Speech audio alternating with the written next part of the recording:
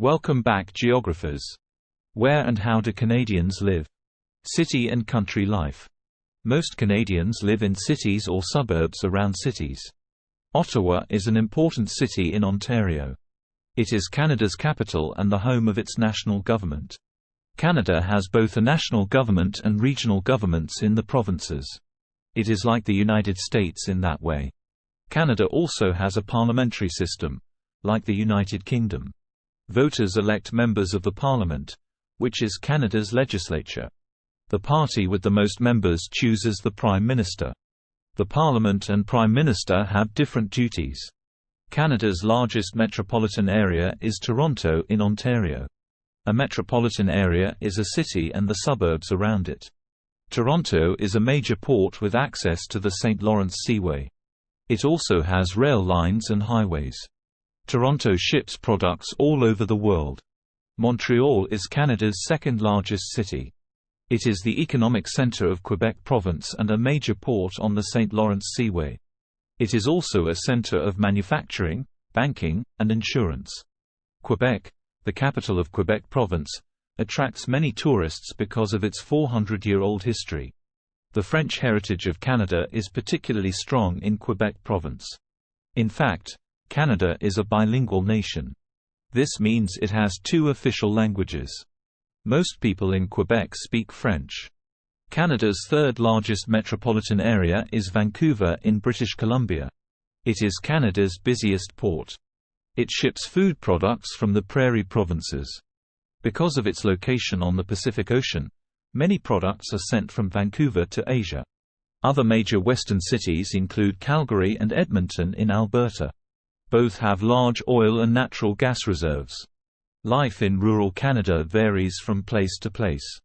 Some people of the First Nations live in the far north where the landscape is harsh. Many follow traditional ways, but modern aspects of life, such as snowmobiles, can be found as well. Fishing villages in the Atlantic provinces have suffered recently. Overfishing has reduced fish stocks and income from fishing. Economic and political relationships. Canada has close ties to the United States. In the early 1990s, it signed a trade agreement with both the United States and Mexico. This made it easier to trade. In 2010, almost three-quarters of Canada's imports came from the United States. Also in 2010, almost three-quarters of Canada's exports went to the United States. Canada and the United States cooperate on defense. They work together to provide air support in case of attack. They also work together to fight terrorism. Canada and the United States have cultures that are similar in many ways.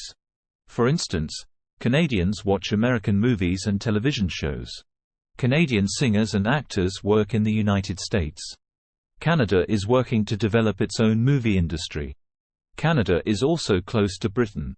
Its government and laws are based on the laws in Britain, although the laws in Quebec are not.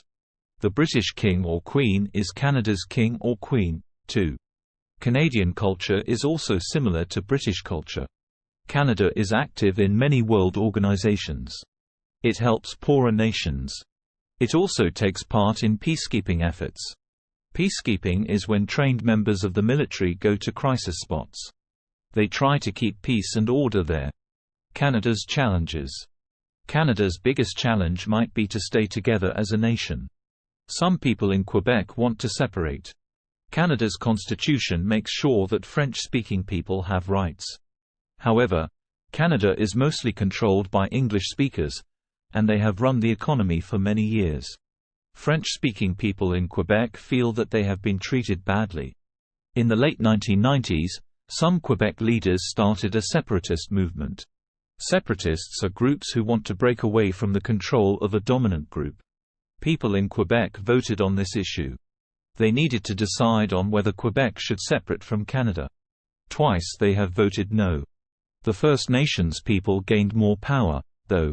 In 1999, the Canadian government created a new territory for them called Nunavut.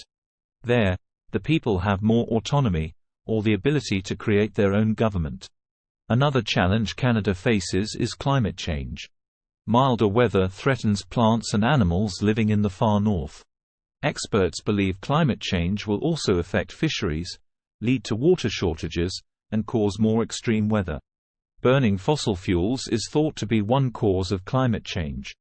The Canadian government is taking some steps to reduce the use of fossil fuels. Fossil fuels include oil, coal, and natural gas. Canada depends greatly on fossil fuels, though. They power industries, transportation, and homes. Also, a large part of Canada's economy depends on the production of fossil fuels. One of the biggest sources of oil in Canada is the Athabasca tar sands in northwestern Alberta. Another environmental challenge is acid rain. When acid rain falls to Earth, it may weaken or kill fish, land animals, and trees. Damage in eastern Canada is particularly bad. Many of the chemicals that cause acid rain come from the United States. The Canadian government has made efforts to reduce acid rain. It is also trying to reach an agreement with the United States to help with this problem.